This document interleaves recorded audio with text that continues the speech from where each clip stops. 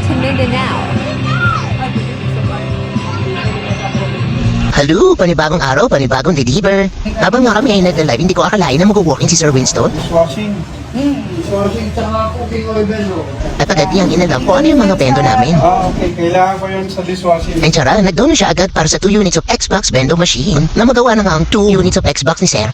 Kaya agad ko na itong sinubukan, syempre testing mo natin kung nagaanap ang mga games. Pero nung sinubukan ko, nalibang talaga kung hindi ko nga akalain na nakatayo palaro niyan, tapos nakakagat lagi pa. Naglalaro nga ako, ipiling ko ngayon bumalik ako sa akin pagkabata. 5,000 nga ang arcade games and 100 ang Xbox. Abay, good luck sa maglalaro kung magsawa pa siya dyan. May libre na rin yung 2 joystick. At kung gusto mo man ng additional joystick, click the yellow basket below.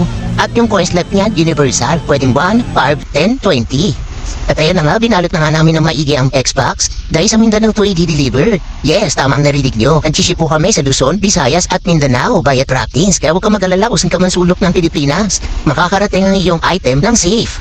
At ayan na nga, ipupunta na nga namin sa tracking ang 2 units of Xbox vending machine ni Sir Winston.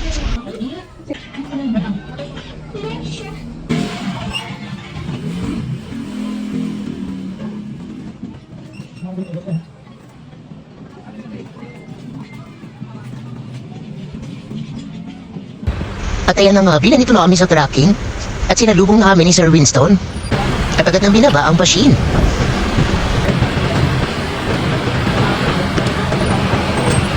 Unang Xbox machine, pangalawang Xbox vending machine. O ayan B, Luzon, Visayas, Mindanao ka ng Pilipinas, mainit-init pa kasing init ng panahon marireceive mo yung item. So nice. Kaya B, huwag ka na magdalawang isip kung nasa dulo ka man ng Pilipinas, basta may tracking, kayang-kaya yan ang ating vending machine.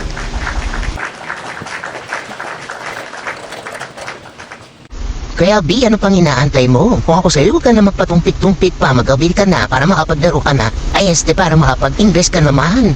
Since napanood mo to, bakit ito na sign para magtayo ka na ng business mo? Kaya B, message mo na ako sa aking Facebook, search RC Bendo for more details. Thank you for trusting.